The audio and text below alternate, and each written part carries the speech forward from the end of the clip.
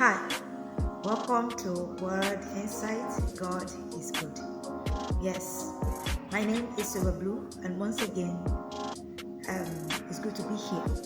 So, we want to continue with our topic, wilderness experience, and we took our Bible reading from the book of Matthew, chapter 4. And in the video, I was just doing the introduction, telling us what wilderness experience actually means.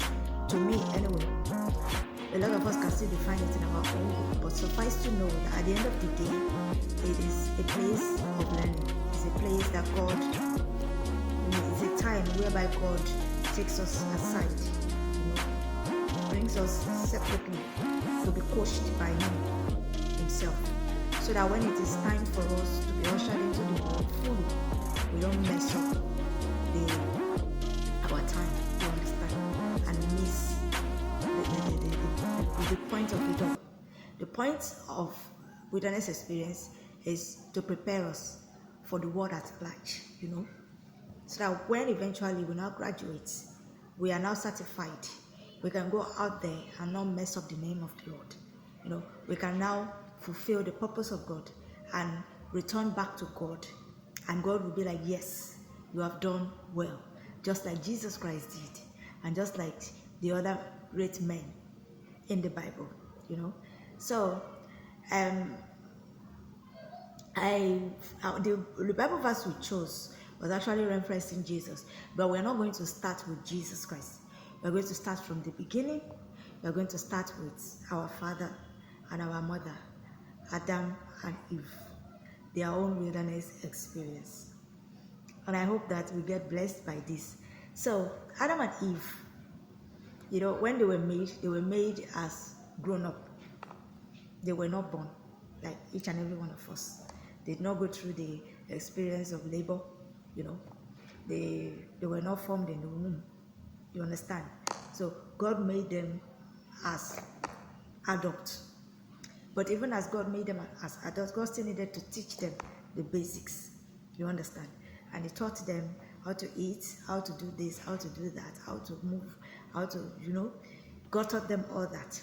But then, before God was able to usher them into the world, He had to separate them.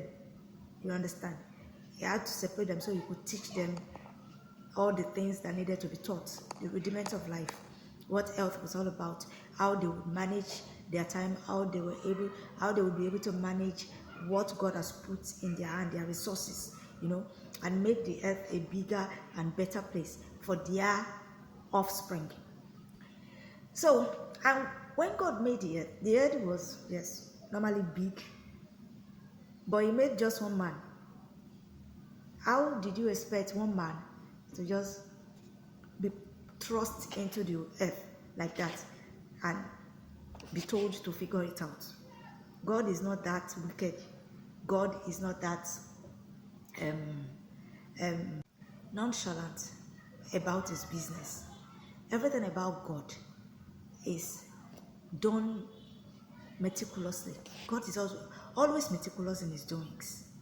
So when He made the earth, and He knew that it was for man to take over, God also knew that this same man that He is making, He had to teach him how to take care of the earth. So rather than God trusting him into the earth at large, God decided to create a little garden and called it the Garden of Eden. So God made that Garden of Eden and put Adam there.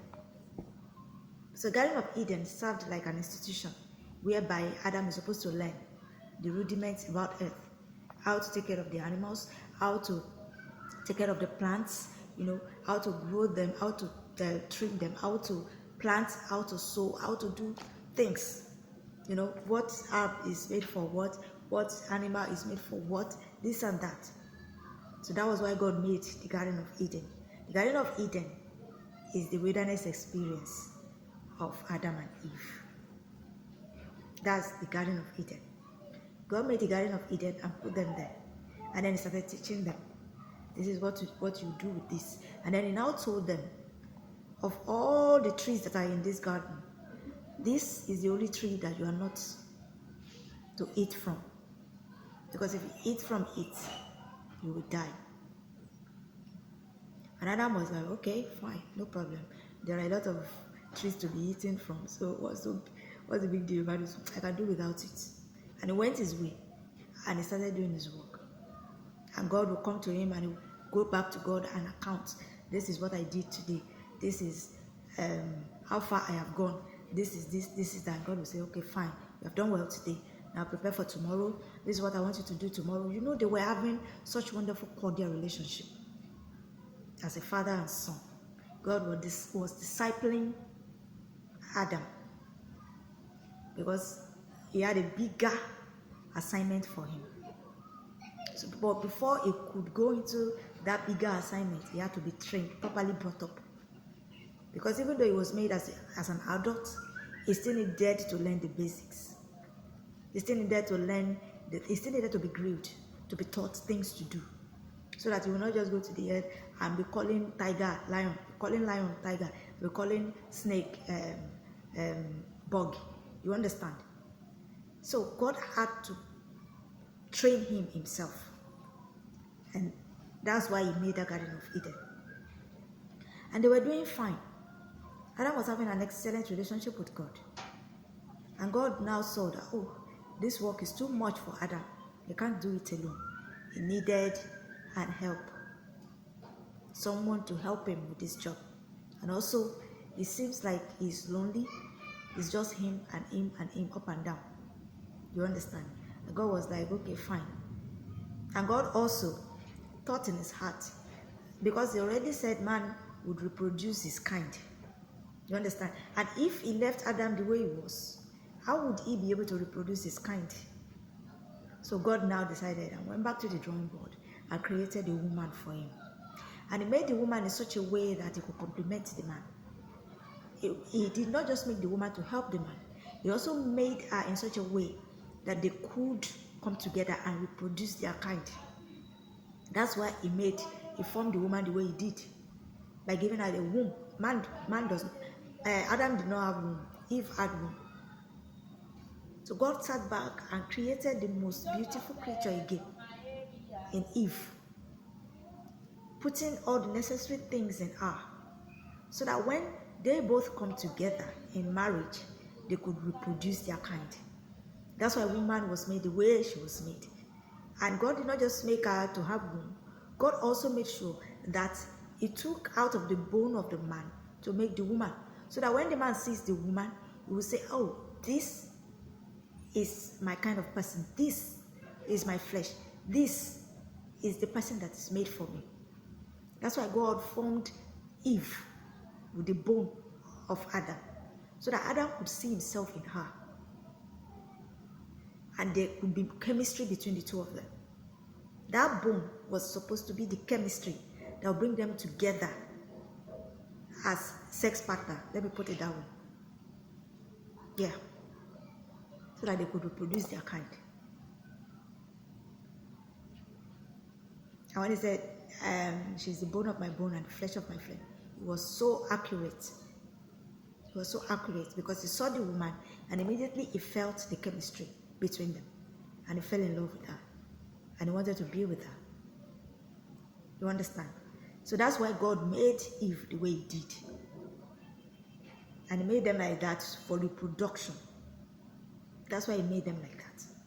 That's why I always say that all this lesbianism, homosexuality, it is not in the Bible. God will never succumb to, God will never agree to it. God will never agree to it because it is against the nature. It is against the strict command of God. Because man and man cannot reproduce their kind. Nor could women and women. So if you are engaging in such, you are going against the strict command of God. And I might digress a bit. This is the same thing that happened to David when God told Abraham that he was so bless him that his children would be like sands. Nobody would be able to number them. And David went ahead and started doing censorship. You know how angry God got? That's the same thing that will happen to anyone that goes against the strict commandment of God. We'll continue.